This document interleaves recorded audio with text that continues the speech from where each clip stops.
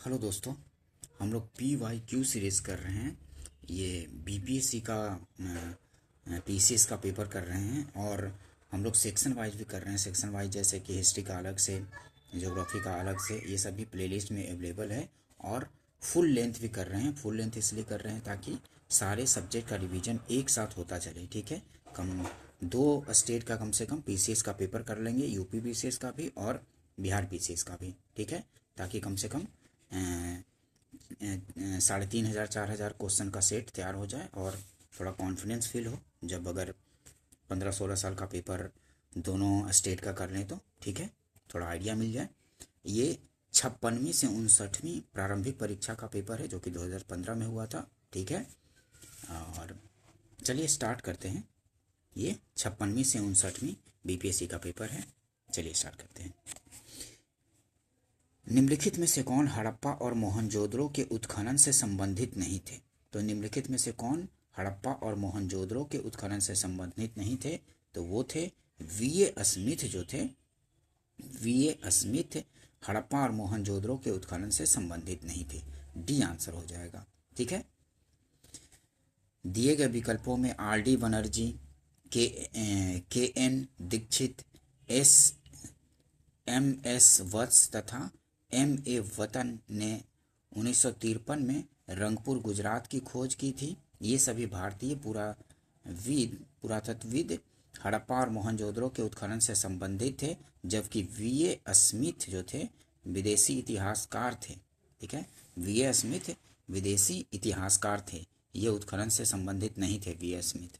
ठीक है, ध्यान रखेंगे। उन्होंने भारत के इतिहास से संबंधित कई पुस्तकों की रचना की, जिनमें the Oxford history of India, art of India, the early history of India प्रमुख हैं। ठीक है, ये विदेशी इतिहासकार थे VA स्मिथ, ये उत्खननकर्ता नहीं थे, तो इनसे ये संबंधित नहीं है, ध्यान रखेंगे। नेक्स्ट क्वेश्चन देखते हैं। गौतम बुद्ध ने अपना प्रथम उपदेश कहाँ दिया था? तो गौतम बुद्ध ने अपना प्रथम उपदेश कहाँ दिया था? तो वो दिए थे सारनाथ में। सी आंसर हो जाएगा। ठीक है, सारनाथ में अपना प्रथम उपदेश दिए थे गौतम बुद्ध। सी आंसर होगा। 6 वर्ष की तपस्या के बाद 35 वर्ष की आयु में वैशाख पूर्णिमा के दिन बोध गया में निरंजना नदी के तट पर ज्ञान प्राप्त करने के उपरांत गौतम बुद्ध ने सारनाथ, जो वाराणसी में है, में अपना प्रथम धर्मोपदेश दिया। यह घटना धर्म चक्र प्रवर्तन कहलाता है। जो प्रथम उपदेश उन्होंने दिया था, इस घटना को क्या कहते हैं? तो धर्म चक्र प्रवर्तन करते हैं, ये भी पूछा जाता है। और जो गृह त्याग की घटना थी, क्या थी? उसको बोलते हैं महाभिनिष्क्रमण। तथा ज्ञान प्राप्ति के घटना संबोधि कहलाता है। ठीक है, वे 5 ब्राह्मण जिन्हें बुद्ध ने अपना प्रथम उपदेश दिया था, कौन कौन थे? तो कौंडिन्य, वाप्य, भद्रिक और अश्वजीत और महानामा थे। महानाम। ठीक है, ये प्रथम उपदेश कहाँ दिए थे? तो सारनाथ में दिए थे, इतना ध्यान रखिए। इंडिका का लेखक कौन था? तो इंडिका का लेखक था मेगास्थनीज था। बी आंसर हो जाएगा। ठीक है, इंडिका का लेखक मेगास्थनीज था, बी आंसर होगा। नेक्स्ट क्वेश्चन देखते हैं।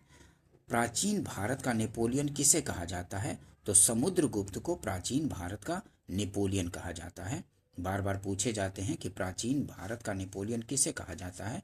तो समुद्रगुप्त को कहा जाता है। डी आंसर होगा। हर्षवर्धन के शासनकाल में किस चीनी यात्री ने भारत की यात्रा की थी? तो आप लोग को पता है कि हर्षवर्धन के काल में वेन सांग ने भारत की यात्रा की थी। ठीक है, वेन सांग ने। बी आंसर होगा।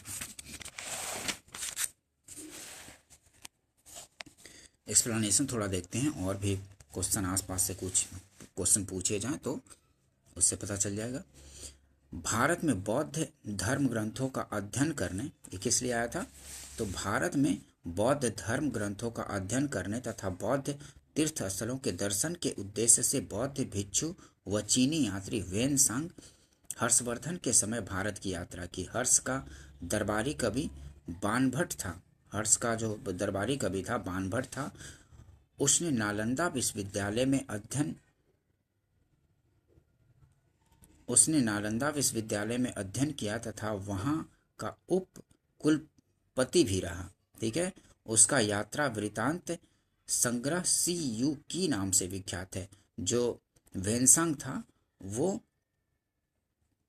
नालंदा विश्वविद्यालय में अध्ययन किया था तथा वहाँ का उप कुलपति भी रहा था। ठीक है, उसका यात्रा वृतांत जो संग्रह है CU की नाम से विख्यात है। वेनसांग को मंत्रियों में राजकुमार, नीति का पंडित तथा वर्तमान शाक्य मुनि नाम से जाना जाता है।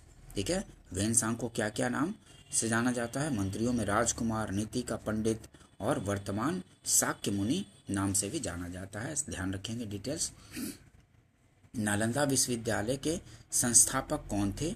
तो वो थे कुमारगुप्त या कुमारगुप्त प्रथम बोलते हैं इसको। ठीक है, बी आंसर हो जाएगा। ठीक है, नालंदा विश्वविद्यालय के संस्थापक कौन थे? तो कुमारगुप्त प्रथम ही थे। ठीक है, कुमारगुप्त प्रथम, बी आंसर होगा। चंद्रगुप्त विक्रमादित्य की मृत्यु के बाद चंद्रगुप्त विक्रमादित्य की मृत्यु के बाद कुमारगुप्त प्रथम शासक बना, जिसका कार्यकाल 414 ईस्वी से 455 ईस्वी तक था। उसने दसपुर में एक सूर्य मंदिर का निर्माण करवाया तथा नालंदा में एक विहार की स्थापना भी करवाई, जो आगे चलकर नालंदा विश्वविद्यालय के नाम से विख्यात हुआ। ठीक है, गुप्त काल में सोने के सिक्के सबसे ज्यादा जारी हुए थे। ठीक है, गुप्त काल में ये भी डिटेल्स ध्यान रखेंगे कि गुप्त काल में सोने के सबसे ज्यादा सिक्के जारी हुए थे, जिसे दिनार कहा जाता था। धनवंतरी तथा सुश्रुत गुप्त काल के विख्यात बौद्ध थे। ठीक है, पाल शासक धर्मपाल ने विक्रमशिला विश्वविद्यालय की स्थापना की थी। जो पाल शासक धर्मपाल था, इसने विक्रमशिला विश्वविद्यालय की स्थापना की थी। ये भी ध्यान रखेंगे, ये भी पूछा जाता है कि विक्रमशिला विश्वविद्यालय की स्थापना किसने की थी? तो पाल शासक धर्मपाल था। गुप्त शासकों में सर्वाधिक अभिलेख कुमार गुप्त के ही प्राप्त हुए हैं। जो गुप्त शासनकाल था तो सर्वाधिक अभिलेख कुमार गुप्त था, उसी का प्राप्त हुआ है सबसे ज्यादा अभिलेख। जबकि कुमार गुप्त ने अधिकाधिक संख्या में मयूर आकृति की मुद्राएं प्रचलित की। ध्यान रखेंगे डिटेल्स को। 2.5 दिन का झोपड़ा क्या है? तो 2.5 दिन का झोपड़ा क्या है? तो मस्जिद है। ये आंसर हो जाएगा। 2.5 दिन का झोपड़ा जो है मस्जिद है। लाख बख्श के नाम से विख्यात कुतुबुद्दीन ऐबक को लाख बख्श बोला जाता है। ठीक है, ये भी पूछा जाता है। लाख बख्श के उपनाम से विख्यात कुतुबुद्दीन ऐबक भारत का प्रथम मुस्लिम शासक था। उसने कुतुब मीनार का निर्माण आरंभ करवाया था। ठीक है, ये कुतुबुद्दीन ऐबक जो था कुतुब मीनार का निर्माण आरंभ करवाया था तथा अजमेर में 2.5 दिन का झोपड़ा नाम से एक मस्जिद बनवाई थी। ये 2.5 दिन का झोपड़ा कहाँ है? तो अजमेर में बना हुआ है। ठीक है, और कुतुबुद्दीन ऐबक ने ही इसे बनवाया है। ठीक है, ये भी ध्यान रखेंगे। कुतुबुद्दीन ऐबक ने भारत की प्रथम मस्जिद दिल्ली में कुब्बत उल इस्लाम बनवाई थी। दिल्ली में कौन सा मस्जिद बनवाया है? तो कुब्बत उल इस्लाम। ठीक है, ये इसी ने, कुतुबुद्दीन ऐबक ने। इसने कुतुब मीनार का निर्माण करवाया। इसकी मृत्यु लाहौर में पोलो खेलते समय हुई थी। ध्यान रखेंगे डिटेल्स को। तुजुके बाबरी किस भाषा में लिखा गया है? तो तुजुके बाबरी तुर्की भाषा में लिखा गया है। तुजुके बाबरी किस भाषा में? तुर्की भाषा में लिखा गया है। नेक्स्ट क्वेश्चन देखते हैं। हल्दी घाटी के युद्ध में महाराणा प्रताप की सेना के सेनापति कौन थे? तो हकीम खान थे महाराणा प्रताप के सेना के सेनापति। ठीक है, 1576 में जो हल्दी घाटी का युद्ध हुआ था उसमें महाराणा प्रताप के सेनापति हकीम खान थे। हल्दी घाटी के युद्ध में महाराणा प्रताप की सेना के सेनापति कौन थे? तो हकीम खान थे। हल्दी घाटी का युद्ध 1576 में मेवाड़ के शासक महाराणा प्रताप व मुगल शासक अकबर के बीच हुआ था। इस युद्ध में मुगल सेना का नेतृत्व कौन कर रहा था? तो राजा मान सिंह तथा राजपूत सेना का नेतृत्व महाराणा प्रताप एवं अन्य सरदारों, जिसमें अफगान सरदार हकीम खान प्रमुख था। ठीक है, तो इसके सेना का सेनापति कौन था? तो हकीम खान सूर था, प्रमुख था। और रायगढ़ में शिवाजी ने राज्याभिषेक के बाद छत्रपति की उपाधि धारण की थी। ठीक है, नेक्स्ट क्वेश्चन देखते हैं। शिवाजी की राजधानी कहाँ थी? तो रायगढ़ में थी। शिवाजी की राजधानी कहाँ थी? तो रायगढ़ में थी। ये आंसर हो जाएगा, ध्यान रखेंगे। नेक्स्ट क्वेश्चन देखते हैं। 1857 में भारत का गवर्नर जनरल कौन था? तो 1857 में भारत का गवर्नर जनरल कौन था? तो कैनिंग था, लॉर्ड कैनिंग था। सी आंसर हो जाएगा। गवर्नर जनरल के पद पर कैनिंग की नियुक्ति 1856 ईस्वी में हुई थी। 1857 के महाविद्रोह के बाद 1858 में एक अधिनियम पारित कर भारत का शासन कंपनी से ब्रिटिश सरकार ने अपने हाथ में ले लिया था। ठीक है, गवर्नर जनरल का पद नाम बदलकर वायसराय कर दिया गया। वायसराय के पद पर कैनिंग 1862 ईस्वी तक रहा। कैनिंग ने न्यायिक सुधारों के अंतर्गत इंडियन हाई कोर्ट एक्ट 1861 द्वारा बम्बई, कलकत्ता तथा मद्रास में एक एक उच्च न्यायालय की स्थापना की थी। ठीक है, कैनिंग ने न्यायिक सुधारों के अंतर्गत इंडियन हाई कोर्ट एक्ट 1861 द्वारा बम्बई, मद्रास, कलकत्ता, बम्बई, कलकत्ता और मद्रास में एक एक उच्च न्यायालय की स्थापना की थी। कब? तो 1861 में। ये भी क्वेश्चन पूछा जाता है। नेक्स्ट क्वेश्चन देखते हैं। निम्नलिखित में से कौन सा कथन सही है? तो इनमें से कौन सा कथन सही है? तो 1857 में दरभंगा, डुमरांव और हटवा के महाराजाओं और उनके साथी जमींदारों ने आदमी तथा पैसे से अंग्रेजों की मदद की। ये बात सही है। ठीक है, 1857 का जो विद्रोह हुआ था, इसमें 1857 में दरभंगा, डुमरांव और हटवा के महाराजाओं और उनके साथी जमींदारों ने आदमी तथा पैसे से अंग्रेजों की मदद की थी। तो ये सही हो जाएगा। ठीक है, ध्यान रखेंगे। 1857 में दरभंगा, डुमरांव और हटवा के महाराजाओं और उनके साथी जमींदारों ने आदमी तथा पैसे से अंग्रेजों की मदद की थी। ध्यान रखेंगे। नेक्स्ट क्वेश्चन देखते हैं। पागल पंथ की स्थापना किसने की थी? तो पागल पंथ की स्थापना की थी करम शाह ने। ठीक है, करम शाह ने। ध्यान रखेंगे कि पागल पंथ की स्थापना की थी करम शाह ने। बी आंसर होगा। फराजी कौन थे? तो फराजी जो थे हाजी शरीयतुल्लाह के अनुयायी थे। ठीक है, फराजी कौन थे? तो हाजी शरीयतुल्लाह के अनुयायी थे। ये आंसर होगा। रामोसी विद्रोह सही रूप में किस भौगोलिक इलाके में हुआ था? तो रामोसी विद्रोह सही मायने में किस भौगोलिक इलाके में हुआ था? तो वो था पश्चिमी घाट में हुआ था। ध्यान रखेंगे, पश्चिमी घाट में हुआ था। रामोसी विद्रोह 1822 से 29 के दौरान पश्चिमी घाट महाराष्ट्र के सतारा क्षेत्र में वासुदेव बलवंत फड़के के नेतृत्व में हुआ था। ठीक है, पश्चिमी घाट में किसके नेतृत्व में? तो वासुदेव बलवंत फड़के के नेतृत्व में हुआ था। बघेरा विद्रोह कहाँ हुआ? तो बघेरा विद्रोह जो हुआ था वो बड़ौदा में हुआ था। डी आंसर होगा। बघेरा विद्रोह कहाँ हुआ था? तो बड़ौदा में हुआ था। डी आंसर होगा। नेक्स्ट क्वेश्चन देखते हैं। न्यू लैम्प्स फॉर ओल्ड लेख श्रृंखला 1893-94 में सर्वहारा वर्ग के साथ संपर्क से बाहर होने के लिए कांग्रेस की आलोचना की थी। इन लेखों का लेखक कौन था? तो वो थे अरविंद घोष। ठीक है, Aurobindo Ghosh. New lamps for old लेख श्रृंखला 1893 से 94 में सर्वहारा वर्ग के साथ संपर्क से बाहर होने के लिए कांग्रेस की आलोचना की गई थी। इन लेखों का लेखक कौन था? तो न्यू लैम्प्स फॉर ओल्ड किसका है? तो अरविंद घोष का है। ये आंसर हो जाएगा। अरविंद घोष गरम दल के नेता थे, तो पता है आप लोग को। इन्होंने वंदे मातरम पत्र का प्रकाशन किया था। एओ हुम द्वारा 1885 में कांग्रेस की स्थापना की गई थी। एओ हुम ने ही 1885 में कांग्रेस की स्थापना की थी। गोपाल कृष्ण गोखले ने 1905 में बम्बई में सर्वेंट ऑफ इंडिया सोसाइटी की स्थापना की थी। ये तो पता है कि गोपाल कृष्ण गोखले ने कब की थी? 1905 में बम्बई में सर्वेंट ऑफ इंडिया सोसाइटी की स्थापना की थी। और बाल गंगाधर जो तिलक थे, अंग्रेजी में मराठा तथा मराठी में केसरी समाचार पत्रों का प्रकाशन किया था। ये डिटेल्स भी ध्यान रखेंगे, ठीक है। बंग भंग के बाद कौन सा आंदोलन शुरू हुआ था? तो बंग भंग के बाद कौन सा आंदोलन शुरू हुआ था? आप लोग को पता है कि बंग भंग के बाद स्वदेशी आंदोलन शुरू हुआ था, ठीक है। जब बंगाल का विभाजन किया गया था तो उसके विरोध में स्वदेशी आंदोलन शुरू हुआ था। बी आंसर हो जाएगा, ठीक है।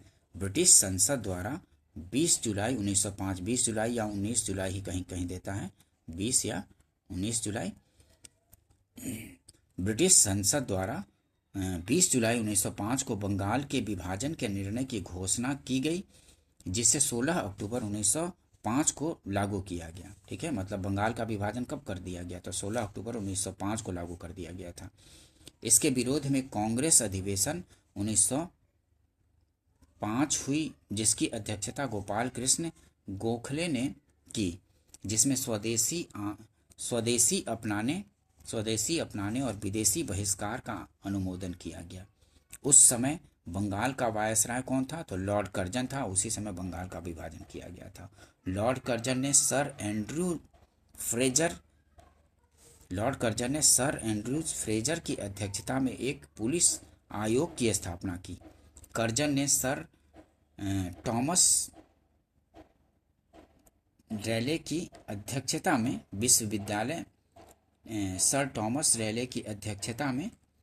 विश्वविद्यालय आयोग का गठन किया तथा भारतीय विश्वविद्यालय अधिनियम 1904 पास किया था। ध्यान रखेंगे डिटेल्स को भी। नेक्स्ट क्वेश्चन देखते हैं। मैडम कामा इनको बोला जाता है। मैडम भीखाजी कामा ने 1907 में प्रथम तिरंगा कहाँ फहराया था? तो 1907 में प्रथम तिरंगा फहराया था स्टुटगार्ट जर्मनी में है, ठीक है। जर्मनी में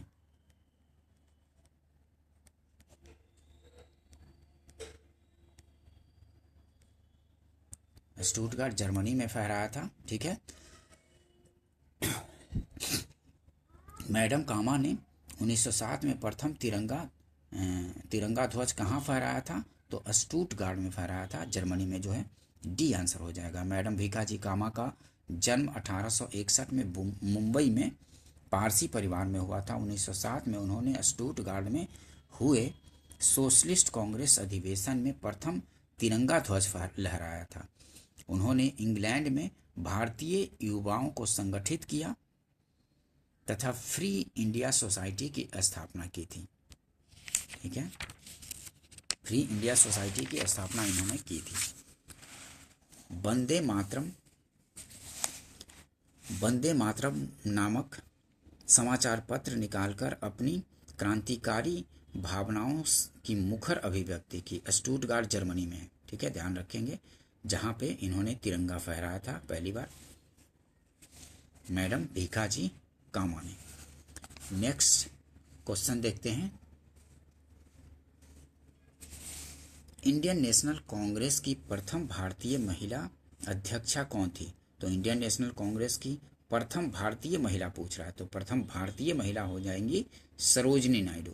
और अगर प्रथम महिला पूछा जाए तो एनी बेसेंट थी, ठीक है। लेकिन यहाँ पूछा गया है इंडियन नेशनल कांग्रेस की प्रथम भारतीय महिला अध्यक्षा कौन थी? तो सरोजनी नायडू थी, जिन्होंने कि 1925 में कहाँ पे?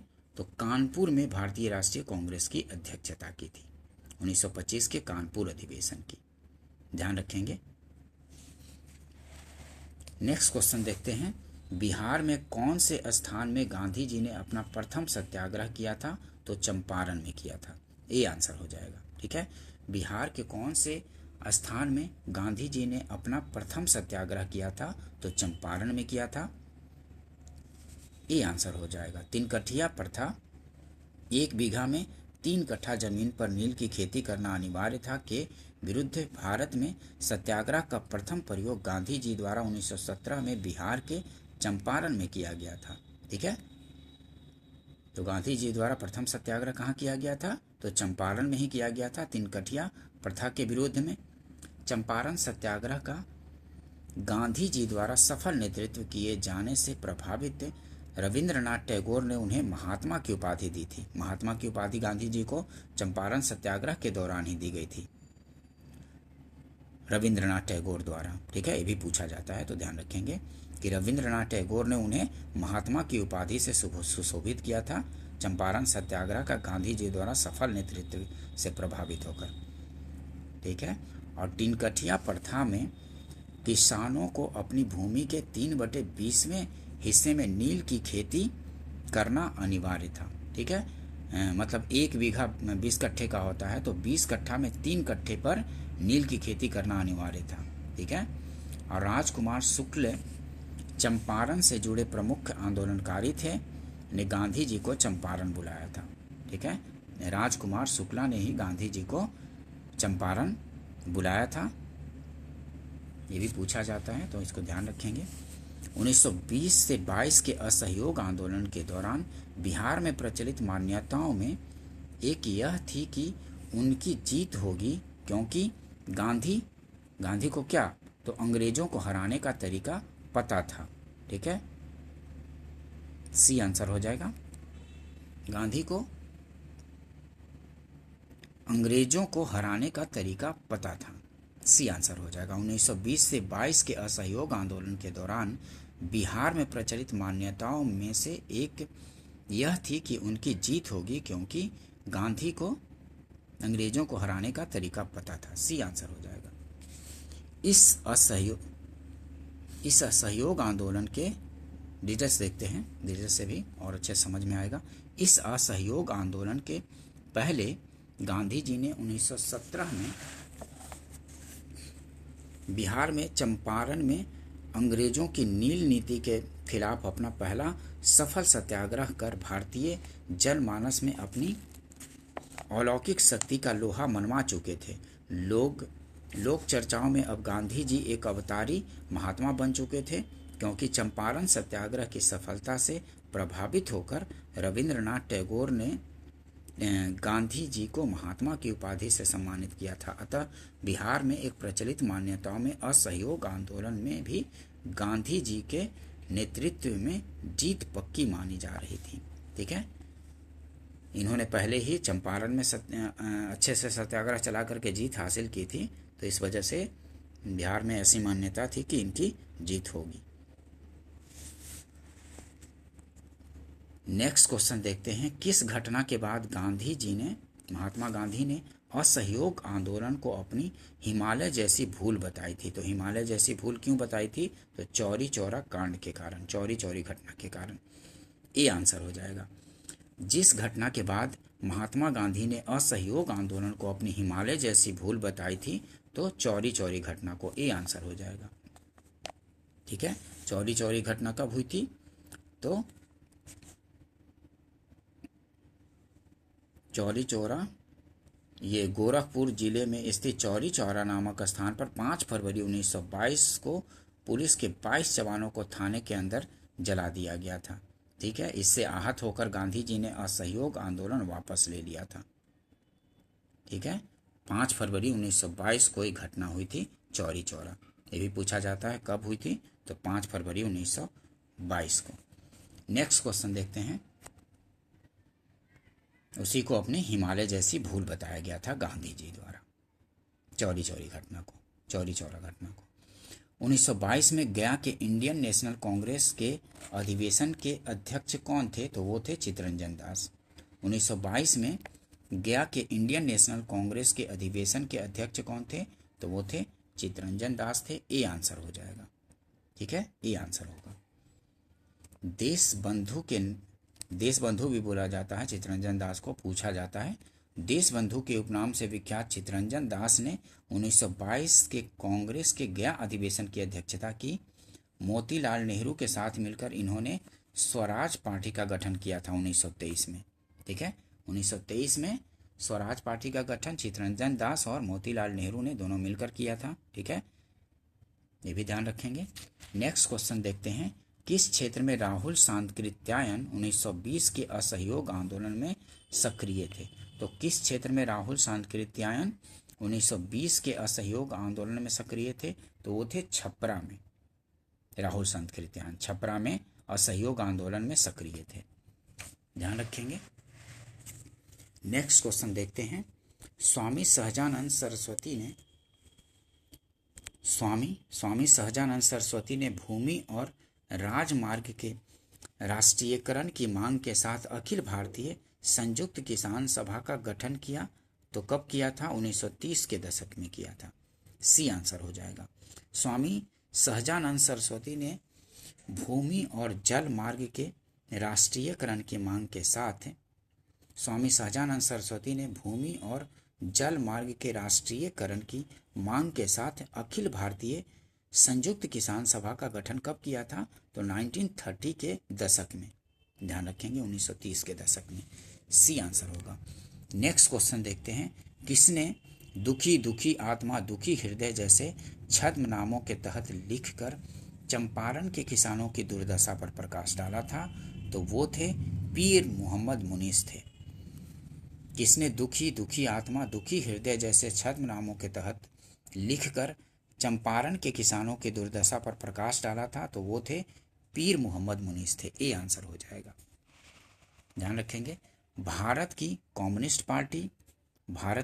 पार्टी और राष्ट्रीय स्वयंसेवक संघ की स्थापना के क्रमशः सबसे करीबी वर्ष पहचानिए। तो भारत की कम्युनिस्ट पार्टी और राष्ट्रीय स्वयंसेवक संघ की स्थापना कब हुई थी? तो दोनों की स्थापना 1925 में हुई थी। 1925 में ही भारत की कम्युनिस्ट पार्टी और राष्ट्रीय स्वयंसेवक संघ की स्थापना हुई थी। तो बी आंसर हो जाएगा। ठीक है। राष्ट्रीय स्वयंसेवक संघ की स्थापना 27 सितंबर 1925 को केशव बलिराम हेडगेवार ने की थी। किसने की थी? तो केशव बलिराम हेडगेवार ने की थी। अभी 2000 इसके 100 वर्ष पूरे हो चुके हैं दोनों के, क्योंकि 1925 में पूरे हुए थे तो 2025 तक 100 साल पूरे हो गए। जबकि भारत की कम्युनिस्ट पार्टी की स्थापना 1 दिसंबर 1925 को सिंगापुर के वेलू चेट्टियार ने की थी। ठीक है। कम्युनिस्ट पार्टी की स्थापना 1 दिसंबर 1925 को सिंगापुर में वेलू चेट्टियार ने की थी। भारत की कम्युनिस्ट पार्टी की स्थापना। नेक्स्ट क्वेश्चन देखते हैं। रिक्त स्थानों की पूर्ति कीजिए। नेहरू रिपोर्ट मोतीलाल नेहरू की अध्यक्षता में एक कमेटी द्वारा तैयार किया गया था और इसका विषय क्या था? तो संवैधानिक व्यवस्था लाना था ना। संवैधानिक व्यवस्था लाना था। ये नेहरू रिपोर्ट किसकी अध्यक्षता में? तो मोतीलाल नेहरू की अध्यक्षता में एक कमेटी द्वारा तैयार किया गया था और इसका विषय था संवैधानिक व्यवस्थाएं भारत में। तो सी आंसर हो जाएगा। मोतीलाल नेहरू द्वारा भारत में संवैधानिक व्यवस्थाएं के लिए। ठीक है। सी आंसर होगा। देखिए, नेहरू रिपोर्ट मोतीलाल नेहरू की अध्यक्षता में एक कमेटी द्वारा तैयार किया गया था। इसका विषय था भारत में संवैधानिक व्यवस्थाएं लाना। सी आंसर होगा। ठीक है। देखें, ध्यान रखेंगे। सी आंसर होगा। भारत जो सचिव था उस समय लॉर्ड बर्किनहेड ने 21 नवंबर 1927 को एक चुनौती दी कि भारतीय ऐसा संविधान बनाएं जो सभी दलों को मान्य हो। ठीक है। भारतीय नेताओं ने इस चुनौती को स्वीकार करते हुए 19 मई 1928 को मोतीलाल नेहरू की अध्यक्षता में एक 7 सदस्यीय समिति की स्थापना की, जिसे भारत के संविधान के सिद्धांतों का निर्धारण करना था। 10 अगस्त 1928 को नेहरू रिपोर्ट प्रस्तुत की गई थी। ठीक है। 10 अगस्त 1928 को नेहरू रिपोर्ट प्रस्तुत की गई। इस रिपोर्ट में भारत को पूर्ण औपनिवेशिक स्वराज का दर्जा, डोमिनियन स्टेटस देने की बात कही गई थी इन नेहरू रिपोर्ट में। ठीक है। डोमिनियन स्टेटस की मांग की गई थी, मतलब पूर्ण औपनिवेशिक स्वराज का दर्जा देने की सिफारिश की गई तथा संयुक्त निर्वाचन पद्धति की मांग की गई थी। संयुक्त निर्वाचन पद्धति, ना कि सांप्रदायिक नहीं, संयुक्त निर्वाचन पद्धति की मांग की गई थी और डोमिनियन स्टेटस की भी मांग की गई थी इस नेहरू रिपोर्ट में। ध्यान रखेंगे, पूछे जाते हैं क्वेश्चन। नेक्स्ट क्वेश्चन देखते हैं। ये लॉर्ड बर्किनहेड था, वही चुनौती दिया था भारतीयों को कि अपना संविधान बना करके तो दिखाओ। तभी भारतीयों ने मोतीलाल नेहरू की अध्यक्षता में ये रिपोर्ट तैयार की थी, वो नेहरू रिपोर्ट तैयार की थी। ध्यान रखेंगे। क्वेश्चन पूछे जाते रहते हैं डिटेल से भी। निम्नलिखित में से कौन सा गोलमेज सम्मेलन 1932 में हुआ था? तो 1932 में कौन सा गोलमेज हुआ था? तो तीसरा था। पहला कब हुआ था? 1930 में, दूसरा 1931 में और तीसरा 1932 में हुआ था। ध्यान रखेंगे, ठीक है। तीसरा था 1932 में, पहला कब हुआ था? तो 1930 में, दूसरा 1931 में और तीसरा 1932 में। ध्यान रखेंगे, सी आंसर होगा। क्वेश्चन पूछे जाते हैं। और जो दूसरा गोलमेज सम्मेलन हुआ था उसमें कांग्रेस के प्रतिनिधि गांधी जी ने भाग लिया था। ये भी काफी बार पूछा जाता है, तो ध्यान रखेंगे। नेक्स्ट क्वेश्चन देखते हैं। 20वीं सदी के प्रारंभिक वर्षों में कांग्रेस में विभाजन की प्रक्रिया शुरू हुई। तो किस वजह से कांग्रेस में विभाजन की प्रक्रिया शुरू हुई? 20वीं सदी के प्रारंभिक वर्षों में कांग्रेस में विभाजन की प्रक्रिया शुरू हुई। तो कांग्रेस आंदोलन की रणनीतियों पर, कांग्रेस आंदोलन के उद्देश्यों पर, कांग्रेस आंदोलन में लोगों की भागीदारी पर। तो ये सभी था, ठीक है, ये सभी हो जाएगा, डी आंसर हो जाएगा, उपयुक्त सभी। 20वीं सदी के प्रारंभिक वर्षों में कांग्रेस में विभाजन की प्रक्रिया शुरू हुई। क्यों शुरू हुई? तो कांग्रेस आंदोलन की रणनीतियों पर, कांग्रेस आंदोलन के उद्देश्यों पर और कांग्रेस आंदोलन में लोगों की भागीदारी पर भी। तो उपयुक्त सभी हो जाएगा, डी आंसर हो जाएगा। ध्यान रखेंगे।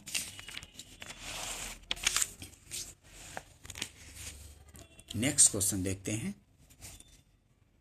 Catherine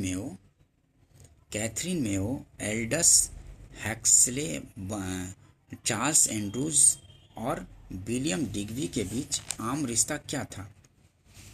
Catherine Mayo, Aldous Huxley, Charles Andrews और विलियम डिग्बी के बीच आम रिश्ता क्या था? तो उन्होंने ब्रिटिश शासन के दौरान भारत की हालत पर टिप्पणी लिखी थी। ए आंसर हो जाएगा। Catherine Mayo, Aldous Huxley, Charles Andrews और विलियम डिग्बी के बीच आम रिश्ता क्या था? तो उन्होंने ब्रिटिश शासन के दौरान भारत की हालत पर टिप्पणियां लिखी। ए आंसर हो जाएगा। निम्नलिखित पंक्तियों को किसने लिखा था? तो सरफरोशी की तमन्ना अब हमारे दिल में है, देखना है जोर कितना बाजुए कातिल में है। तो ये किसका उक्ति है? तो ये है, पंक्तियां लिखा गया है राम प्रसाद बिस्मिल द्वारा, ठीक है। राम प्रसाद बिस्मिल ने इन पंक्तियों को लिखा है कि सरफरोशी की तमन्ना अब हमारे दिल में है, देखना है जोर कितना बाजुए कातिल में है। ये किसने पंक्तियां लिखी हैं? तो राम प्रसाद बिस्मिल ने। ध्यान रखेंगे, काफी बार पूछे जाता है, क्वेश्चन रिपीट होता है। किसने 1921 में पहली बार पूर्ण स्वतंत्रता की मांग को उठाया था? तो किसने 1921 में पहली बार पूर्ण स्वतंत्रता की मांग को उठाया था? तो वो थे मौलाना हसरत मोहानी थे। डी आंसर हो जाएगा, मौलाना हसरत मोहानी थे। प्रसिद्ध उर्दू शायर एवं कांग्रेसी नेता हसरत मोहानी ने 1921 में अखिल भारतीय कांग्रेस फोरम में पहली बार पूर्ण स्वराज की मांग की थी।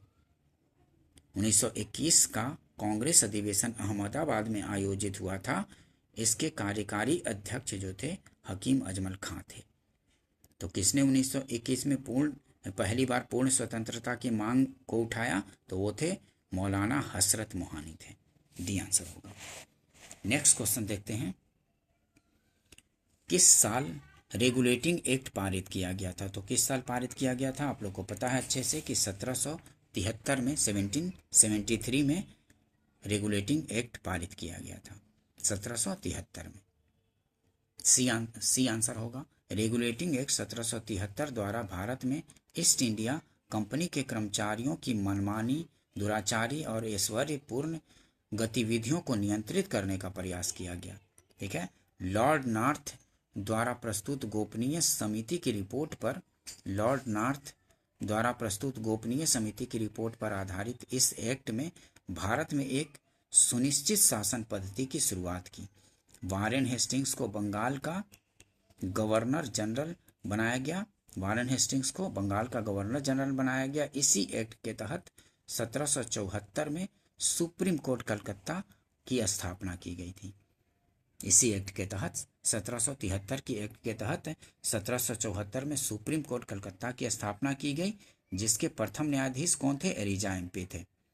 डिटेल्स को ध्यान रखेंगे, पूछे जाते हैं कि सुप्रीम कोर्ट कलकत्ता में कब स्थापित की गई थी, तो 1774 में 1773 का रेगुलेटिंग एक्ट के तहत की गई थी। और ये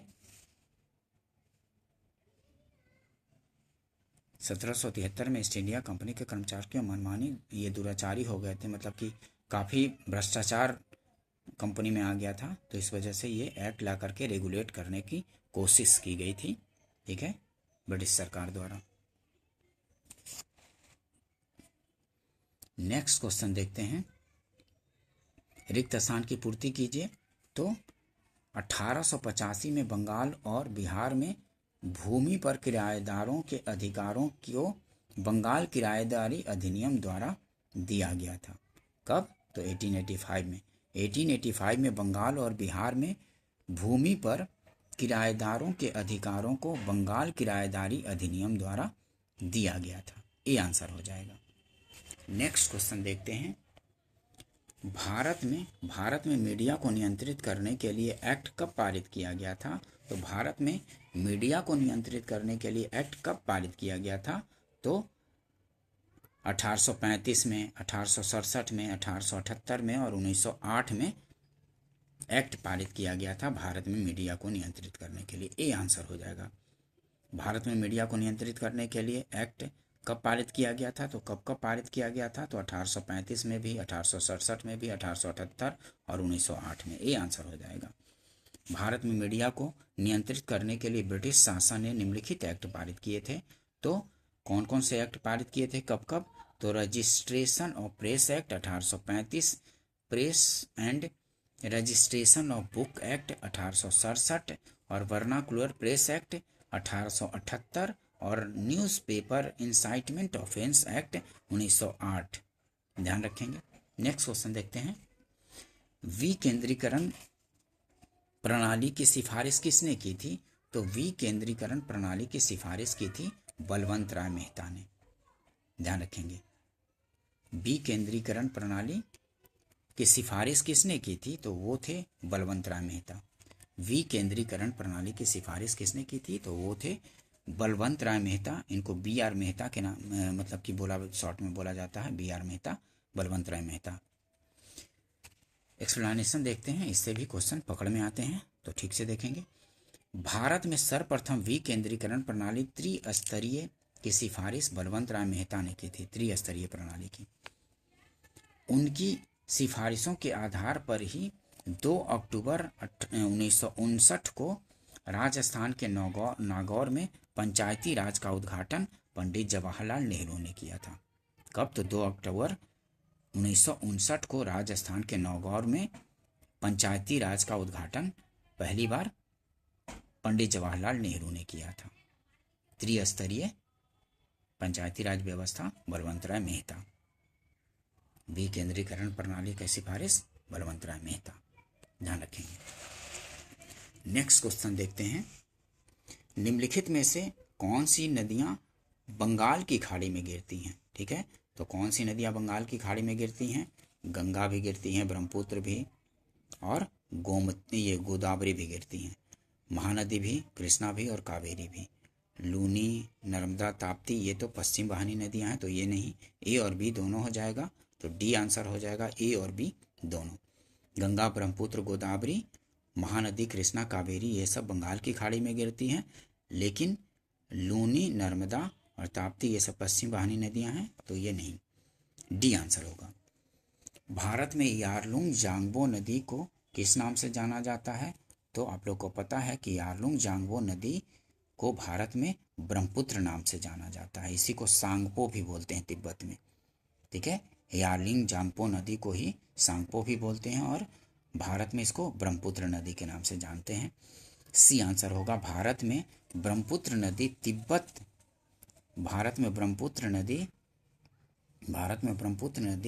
तिब्बत में यारलुंग जांगपो नदी के नाम से जानी जाती है। इसे तिब्बत में सांगपो भी कहा जाता है।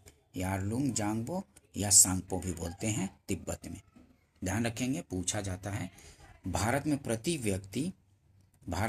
व्यक्ति वन का क्षेत्र औसत हेक्टेयर कितना है? तो ये इसको उससे जो वन रिपोर्ट है 2023 वाला, उससे अपडेट करना पड़ेगा। ठीक है, इसको करंट के उसमें करेंगे। निम्नलिखित में से किस राज्य में कृषि भूमि 60% से कम है? तो इनमें से किस में? तो बिहार में 60% से कम है कृषि भूमि, डी आंसर होगा। नेक्स्ट क्वेश्चन देखते हैं, नागार्जुन सागर बहुउद्देशीय परियोजना कौन सी नदी पर स्थित है? तो नागार्जुन सागर बहुउद्देशीय परियोजना कौन सी नदी पर स्थित है? तो वो है कृष्णा नदी पर नागार्जुन सागर बहुउद्देशीय परियोजना स्थित है, डी आंसर होगा।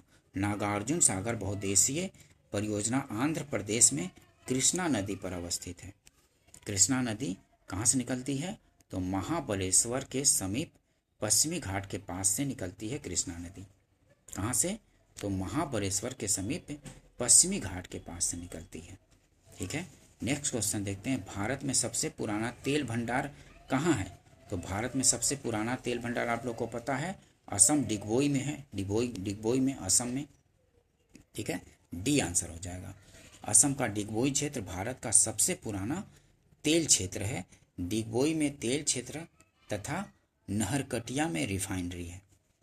नेक्स्ट क्वेश्चन देखते हैं, भारत में कौन से दो राज्य सबसे बड़े पैमाने पर लौह अयस्क से संपन्न है? तो सबसे बड़े पैमाने पर लौह अयस्क से संपन्न है मध्य प्रदेश और ओडिशा है, बी आंसर हो जाएगा। मध्य प्रदेश और ओडिशा सबसे बड़े पैमाने पर लौह अयस्क से संपन्न है, मध्य प्रदेश और ओडिशा। नेक्स्ट क्वेश्चन देखते हैं, झारखंड के झरिया क्षेत्र में मुख्यतः क्या पाया जाता है? तो कोयला पाया जाता है झरिया में। ठीक है, झारखंड के झरिया क्षेत्र में मुख्यतः क्या पाया जाता है? तो कोयला पाया जाता है। ठीक है, झारखंड राज्य में झरिया, बोकारो, गिरिडीह, कर्णपुरा, रामगढ़ आदि क्षेत्रों में उत्तम कोटि के बिटुमिनस कोयला निकाला जाता है। रानीगंज कोयला क्षेत्र देश का सबसे महत्वपूर्ण तथा बड़ा कोयला क्षेत्र है। जो रानीगंज कोयला क्षेत्र है देश का सबसे महत्वपूर्ण एवं बड़ा कोयला क्षेत्र है। ध्यान रखेंगे, झारखंड राज्य में कहाँ कहाँ कोयला मिलता है? तो झरिया, बोकारो, गिरिडीह, कर्णपुरा, रामगढ़ आदि क्षेत्रों में उत्तम कोटि के बिटुमिनस कोयला निकाला जाता है। नेक्स्ट क्वेश्चन देखते हैं, वैज्ञानिक जिन्होंने सर्वप्रथम खोज की कि पृथ्वी सूर्य के चारों ओर घूमती है, तो वो थे कॉपरनिकस थे, सी आंसर हो जाएगा। वैज्ञानिक जिन्होंने सर्वप्रथम खोज की कि पृथ्वी सूर्य के चारों ओर घूमती है, कौन थे? तो कॉपरनिकस थे, सी आंसर होगा। ठीक है दोस्तों, अगर सेशन पसंद आया हो तो इसको लाइक कीजिए, फ्रेंड सर्किल में शेयर भी कर दीजिए और सब्सक्राइब भी कर लीजिए, ताकि इस तरह की इंपॉर्टेंट वीडियो कभी भी डालूं तो आपको नोटिफिकेशन मिल सके और अपनी तैयारी को आप बेहतर कर सकें। ठीक है, मिलते हैं नेक्स्ट वीडियो में। वीडियो देखने के लिए थैंक यू दोस्तों।